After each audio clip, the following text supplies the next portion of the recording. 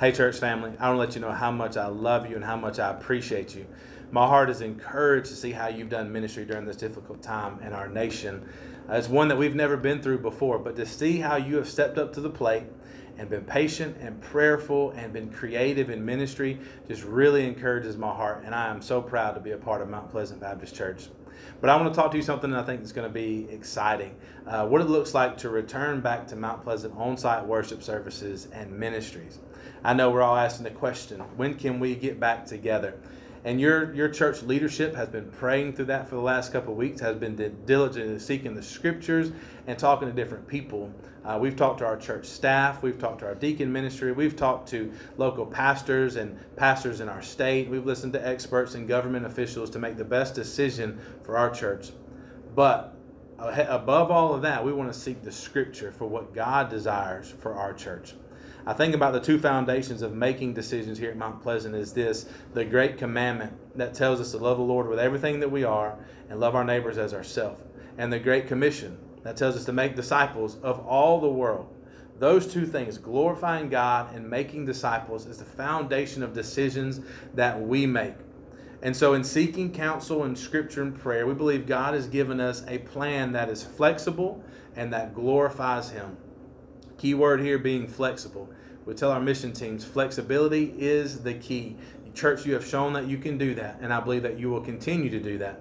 So the dates that I talk about here today are going to be tentative target dates. We see how week to week and day to day we hear new information, and we want to be flexible and glorify the Lord in every decision that we make.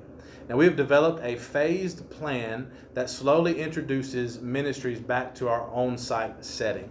We're going to be emailing out that plan to you in this week so that you can see the details of what each phase looks like and what to expect during the phases. And we want to answer any questions that you have. But I want to take a minute in this video and just talk about leading up to phase one and what phase one looks like. So the first service we're going to do back here on site is going to be on May the 31st. And that's going to be a drive-in service here on our front lawn. I'm excited about that because I'm excited for you and your families and to drive up here on our front lawn. We're going to park you safe distances apart. We're going to have a shortened service with great music and a message. And we're actually calling this a go service because we're going to give you a neighborhood to go out and drive through and pray for on your way home. That's going to happen on May 31st at 10:15 that morning. So be encouraged about that. Start planning, getting your snacks ready and getting the kids ready to come on that morning. Phase one is going to begin in June. And June the 7th is our tentative date for being back here on site worshiping in our sanctuary together. And that's on June the 7th. Now, that begins phase one. And here's what phase one looks like.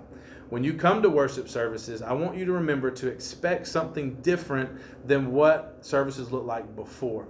Phase one will be strict social distancing. We'll have guidelines for you in the coming days of what that looks like.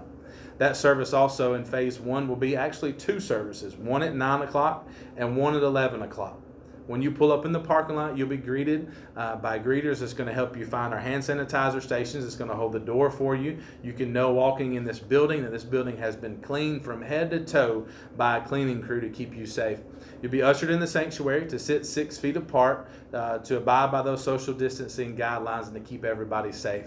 And so we're looking forward to that. Now in phase one, we won't have any nursery through children or youth or on-site Sunday school ministries yet.